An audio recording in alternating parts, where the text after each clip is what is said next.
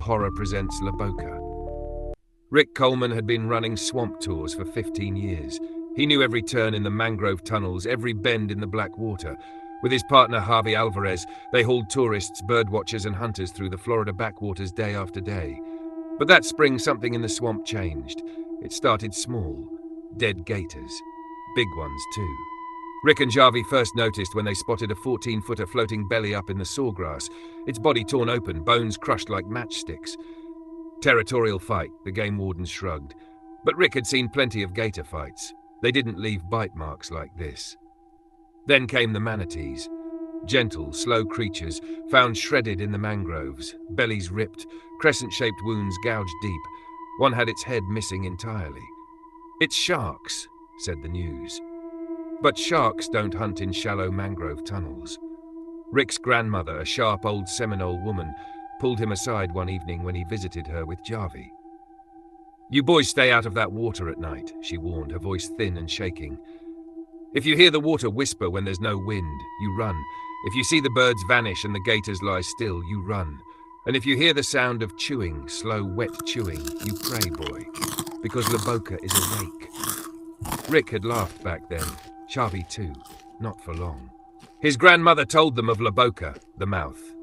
A thing older than man, older than the gators, the birds, the fish. It lived below the mud, asleep until the swamp's balance was broken. When people took too much, when the blood ran too hot, it awoke, not just to hunt, to feed, to remind the living who owned the water. It had no eyes. It did not need them. It could smell your breath, feel the beat of your heart from 100 yards away. And when it was close, you would hear it, the slow, wet sound of chewing. A week later, Rick and Javi got the call. 2 fishermen missing in the mangroves. Their boat found adrift, half chewed, claw marks gouged deep into the hull.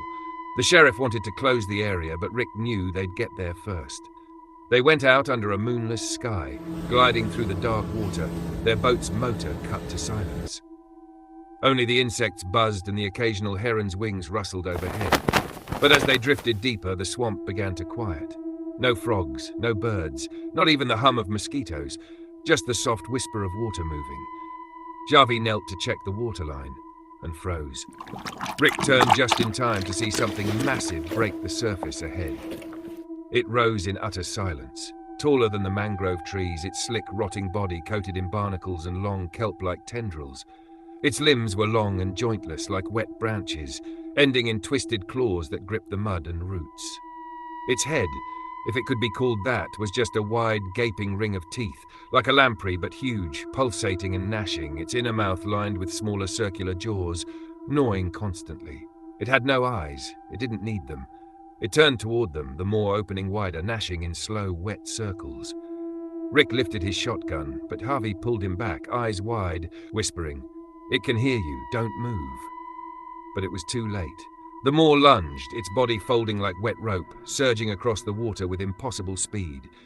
It hit the boat in one massive strike, splitting it in half, knocking Rick into the freezing swamp.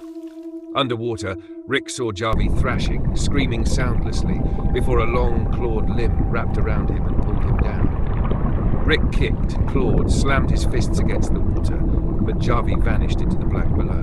Rick staggered out of the swamp at dawn, barefoot, bleeding, his clothes shredded, his skin covered in scratches and bites. He was raving, they said. La Boca, he kept shouting, his voice hoarse. "It's still out there, it's awake!" The sheriff found no trace. No boat, no bodies, no wreckage. The game wardens blamed gators. Rick never spoke again. To this day, locals whisper about that season, how the swamp went too quiet, how boats vanished, how people began hearing strange chewing sounds in the night when they crossed the old bridges. They say if you go deep enough into the mangroves, far from the tourist trails, and you sit still in the dark, you'll hear it, the slow, wet gnashing of teeth, the faint splash of something huge moving through the water. And you'll understand why the locals leave the mangroves alone. Because Boca doesn't just kill, it feeds. And when it's done with the animals, it comes for you.